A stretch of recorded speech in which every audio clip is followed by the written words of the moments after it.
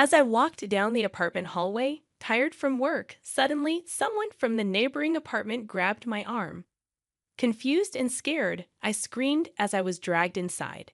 It was my neighbor, Mr. Johnson, who apologized, claiming he had no choice. Suspicious, I pulled away, demanding an explanation. He nervously said, "Actually, my name is Luna. Now, let me tell you about my life. I'm 24, working in a well-known trading company.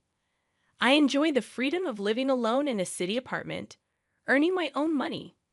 I grew up with a single mom who struggled to provide, but she never gave me an allowance. Despite her reasonable income, she was labeled a toxic parent. I moved out to escape her control, and I'll share our story. I was born and raised in a town near New York City. My childhood home was remote, making life difficult without a car or bus. Raised by my single mom, I should be grateful, but her restrictions created resentment. In elementary school, I asked for an allowance, but she refused, claiming money could lead to trouble. Despite promises, she never bought what I wanted. Birthdays were filled with disappointing educational books, and I realized my mom was different from my friends' parents. Every day, I desperately tried to find a way to escape my parents' control. Through middle and high school, it only intensified. Not only did I not get an allowance, but I also had to report and get permission for everything, whether it was hanging out with friends or going on dates. Once, after sneaking out to meet my boyfriend, I faced my mother's furious reaction the next morning. She declared that I would go without meals for the next 3 days. Without an allowance, I couldn't even buy food outside. Too embarrassed to let my friends or boyfriend know about my toxic mom, I couldn't ask them for something as simple as a snack. After 3 days of hunger, my concerned boyfriend approached me, asking if I was okay. Unable to hold back my tears, I'd opened up about my mother. I still remember the shock on his face. Although he sympathized at first, he began avoiding me afterward. 2 weeks later, I overheard him telling his friends that my mom seemed like a real problem, and he didn't want to deal with it. He thought I was desperate and kind of scary. Hearing him talk like that made me realize he felt bothered by my toxic mom, not wanting to protect me but feeling alienated. Overwhelmed with frustration and tears, I quietly slipped away to a corner of the hallway, realizing it was over with him still having feelings for him. I had to abruptly end my love for him, filled with anger towards my mom. When I got home, I lashed out at her, questioning why she had to control me. I blamed her for my boyfriend leaving, and my friends distancing themselves because of her abnormal behavior. Frustrated, I vented at her, only to find her pleased that my relationship had ended. Her self-indulgent response deepened my despair. My mother couldn't understand my feelings, and her sense of righteousness ignored common sense. Controlling my life was her reason for living. Feeling dizzy and unable to contain myself, I rushed to my room.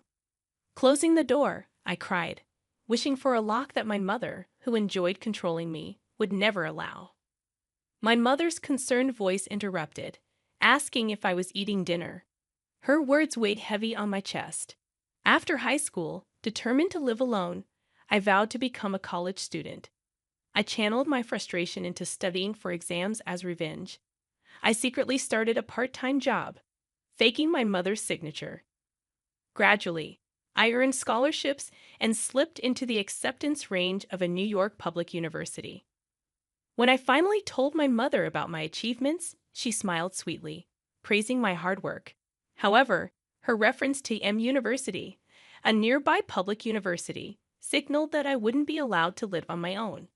It was just a 20-minute commute from home.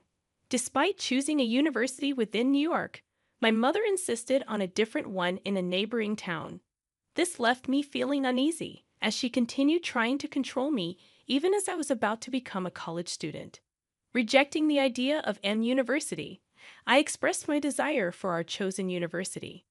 In response, my mother sternly dismissed it, insisting on M University and questioning my chances of getting in. Frustrated and unable to hold back tears, I turned away from my mother and rushed to my room. Even as a college student, I couldn't escape her control. Balancing exams and part-time work was tough. And despite my efforts, it all seemed unnecessary. The frustration affected my sleep, leading me to take the entrance exam for M University, getting in as expected. Before I knew it, I was a college student, and my mother surprised me with a smartphone as a celebration gift. It was a remarkable shift from her previous controlling behavior. With the smartphone, I felt liberated, like a fish in water, thoroughly enjoying college life. Making new friends and engaging in normal communication, I also focused on my future, participating in student organizations and volunteer activities. Rather than joining clubs or sports teams, I applied what I learned to secure a position at the most famous trading company in the States, located in New York. Finally, as a working adult, I got to live on my own. My mother congratulated me on my job, presenting me with a $2,000 wallet as a gift. Over the past few years, her control over me had considerably loosened. Despite past resentment, I genuinely thanked her for everything as I began living apart from her. In the end, I decided to express my gratitude, and my mother's response was, "It's nothing.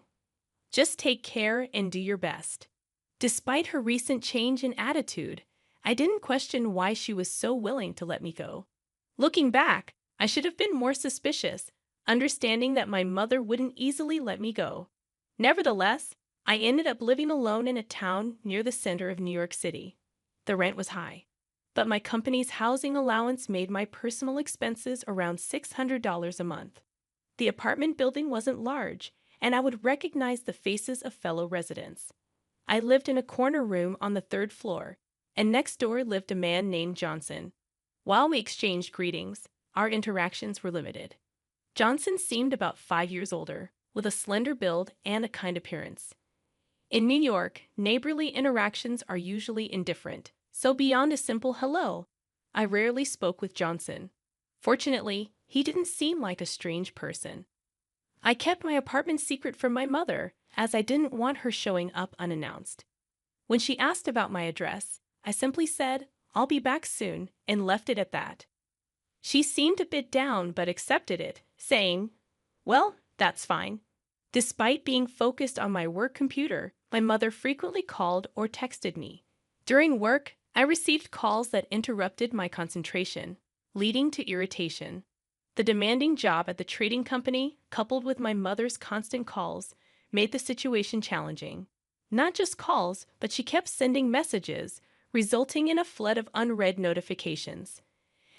A chill ran down my spine, and a concerned colleague noticed my strained expression. I reassured them, "It's nothing," and managed to maintain composure, continuing my work. 2 years passed in this manner, and at the age of 24, my second-year salary was remarkably high. Earning money independently brought me deep joy. Gradually, I became more engrossed in work, increasingly ignoring calls from my mother. Since she didn't know where I lived, there was no chance of running into her unless I went home. The image of my mother slowly faded from my life, and I finally felt like I was living my own life. One day, after drinks with colleagues, I was tipsier than usual on my way home. Around 10 p.m., as I reached the third floor of my apartment building, I staggered towards my corner room, mumbling about another long day at work. Suddenly, a man's voice called out, "Luna, over here for a sec." I felt someone grab my arm from the next-door apartment entrance. In a moment of confusion, I screamed and was dragged inside. Furious, I shouted, "What on earth are you doing? I'm going to call the cops." My neighbor, Mr. Johnson, apologized, claiming he had no other choice. Suspicious, I shook off his grip and accused him of planning something. In the midst of my panic, Mr. Johnson urged me to calm down. However, his next words made me shudder. "I saw someone break into your apartment."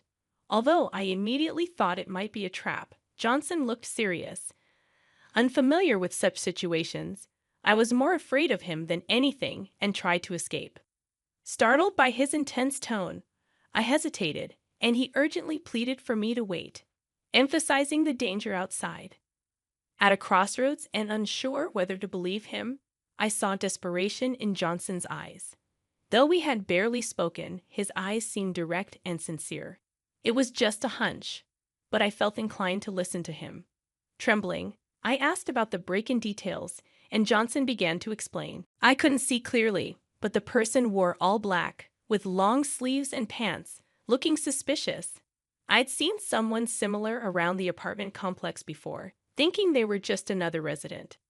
About 3 hours ago, when I came home, I saw that person entering your apartment, and that's when I thought something was off. It's 10 p.m. now, so around 7 o'clock p.m. Wearing all black clothes in July isn't comfortable. However, the key issue is how someone could enter my house without having a key. Initially, I thought it might be a friend or your boyfriend, Luna, so I didn't pay much attention. However, when I heard you coming home just a while ago, I got shocked. Even if they were a friend or boyfriend, staying alone in someone else's home for 3 hours seems strange. It hit me that this person could be dangerous, so I decided to stop you. Mr. Johnson's words made me tremble violently. If what he was saying was true, the intruder might still be hiding in my apartment. I haven't given my keys to anyone, don't have a boyfriend, and haven't made plans with any friends, ever since a harsh experience with a boyfriend in high school. I've avoided dating men, so I currently don't have a romantic partner or close friends nearby. Who could be breaking into my home? Luna, please calm down and listen. Have you been stalked by anyone recently? Johnson asked, trying to soothe my agitation. Stalked? No, nothing like that. I had no recollection of such a thing, but it was possible someone was stalking me without my knowledge. Maybe you just haven't noticed, but the perpetrator could have been acting this way for a while. Is there anyone, perhaps a romantic partner, with whom you had a falling out or argument? When Mr. Johnson asked me that, I thought about the men around me. Since a high school incident, I've been afraid to get involved with men, and I hadn't had any such relationships with my work colleagues. No, there's no one. I've been avoiding such things all this time. I couldn't think of anyone who might be the intruder. It seemed the only option left was to contact the police, but having never called 911 in my life, I hesitated to make the report. After all, the claim of an intruder in my house was solely based on Johnson's word. Should I really trust what this man is saying? I stared at my phone's call button, unable to press it, and impatiently, Johnson said he'd call the police. Just then, the doorbell rang, startling me, and I accidentally dropped my phone. Wondering who it could be at this time, I peeked through the peephole of Johnson's apartment door. Seeing the person in black clothes outside left me speechless. Mr. Johnson's voice was trembling too. He must be scared as well. Trying to steady my shaking body, I answered, "It's my mother." To Mr. Johnson, my response might have seemed anticlimactic. However, the fact that my mother was standing in front of Johnson's door next to my apartment brought an unbelievable amount of fear. What's going on? Mr. Johnson's voice trembled as well. Could it be that the person I mistook for a stalker was your mother? If so, I'm really sorry. That's a huge misunderstanding. I apologize. Mr. Johnson apologized to me, but I shook my head. No, it's not that. It's just that. I hesitated to tell Johnson that my mother was toxic and that I hadn't even given her the address of this apartment. Before I could, my mother banged on the door, saying, "Hello, excuse me. I think my daughter is in there. Could she come out, please?" My mother's loud voice echoed in the hallway, making me jump. How did she know where I live? And how did she know I was here? I flung open the door, and my mother said, "Oh, Luna, finally found you. I've been trying to contact you, but you've been ignoring me. I just wanted to see you so badly. I came here. Aren't you coming home yet?" Seeing my mother standing there as if it were the most natural thing made me feel nauseous. "Mom, how did you know where I live? And how did you know I was here?" I had so many questions, dressed all in black, just like Johnson described, like a stalker.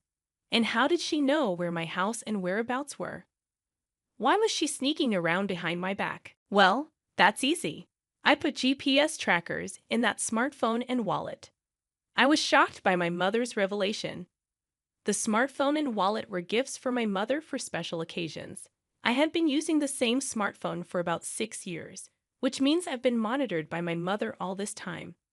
A chill ran down my spine, and I swallowed hard. At first, it was just a smartphone, but you sometimes leave it at home, right? So I thought if I put GPS trackers in both the phone and the wallet, you'd always have one with you. You're my precious daughter, Luna. I've always been worried about you, thinking what if something dangerous happened. Watching my mother speak so nonchalantly, I completely lost my composure. I thought that becoming a working adult meant I had finally gained true freedom, earning my own money, doing what I wanted when I wanted. I thought I could enjoy such basic freedoms that everyone else takes for granted. But it turned out I was just dancing in the palm of my mother's hand all along. If this continues, my life will forever be controlled by my mother. I can't stand that. I was done having my life thrown into disarray by my mother. Mom. I called out to her in a very calm voice. My mother responded in her usual clueless tone. Yes, what is it? I'm never going back home again, Mom. Whenever I'm with you, I feel like I'm always being restrained. It's always been like that, hasn't it? You call me your precious daughter, your beloved daughter, but you've stifled everything I wanted to do. You neatly clipped my wings every time I tried to spread them, using worry as a plausible excuse. Each time, it hurt me deeply and caused me great pain. I am not your possession, Mom. I have my own will as a person, and I don't want it to be tainted by anyone else. So, Mom, let's cut ties. Please don't ever contact me again or come to see me. In a final outburst, I shouted all my feelings at her. My mother, hearing my declaration of cutting ties for the first time, visibly paled. She must have been shocked to be defied like this, always assuming I would comply with her cutting ties. What? Why, I'm your mother, Luna. Look, I didn't come today to restrain you. That's right. I just thought of borrowing some money from you. That's all I came for. My mother, now in disarray, suddenly claimed she wanted to borrow money, which made no sense. Money? What are you talking about, Mom? Are you in debt? Were you planning to steal money from your daughter, who earns a lot? You never intended to borrow, did you? You sneaked into my apartment to steal money, right? Everything clicked about why she had been in my apartment for 3 hours. If she really wanted to see me, she would have called or texted. But there was no contact from her today. She must have planned to steal from me and then see me afterward. But I don't keep cash at home. My bank books are hidden where they can't be easily found. Frustrated that she couldn't fulfill her intention to steal, she just wanted to satisfy her desire to see me and came next door. Thinking this, I felt disgusted, even considering her as my mother. No, I just wanted to borrow a little.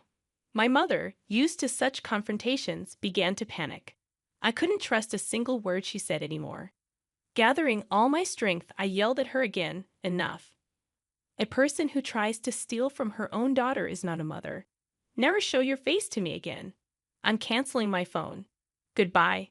Ignoring my mother's wide-eyed expression, I forcefully shut Johnson's door.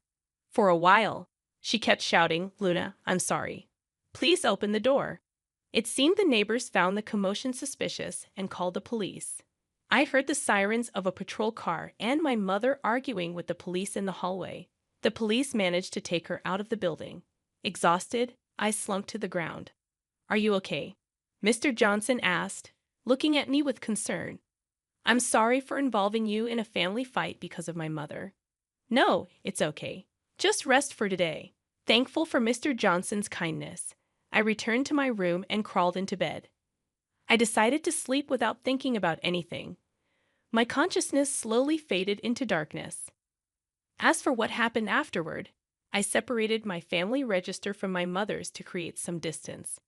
Though legally I couldn't cut ties completely with my biological parent, having my name removed from her family register made me feel like I had escaped her control, and I felt a sense of relief. Furthermore, I threw away the smartphone and wallet my mother gave me, replaced them with new ones, and moved to a different apartment.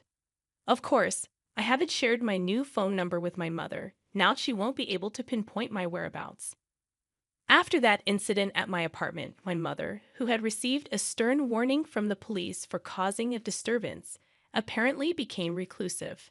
As she confessed, after I left home and started working, She indulged in high-end brands of clothes and bags to distract herself from loneliness, accumulating considerable debt. Eventually, she ran out of living expenses and resorted to borrowing from high-end lenders. She is now troubled daily by debt collectors. However, I couldn't bring myself to help her.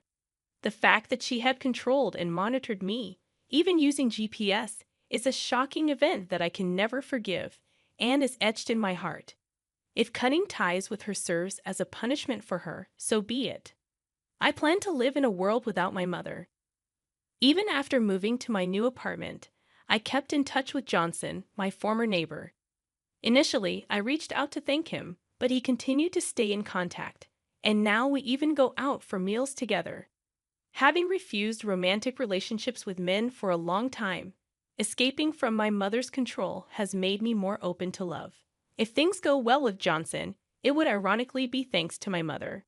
But I want to build a bright future with Mr. Johnson away from my mother's knowledge.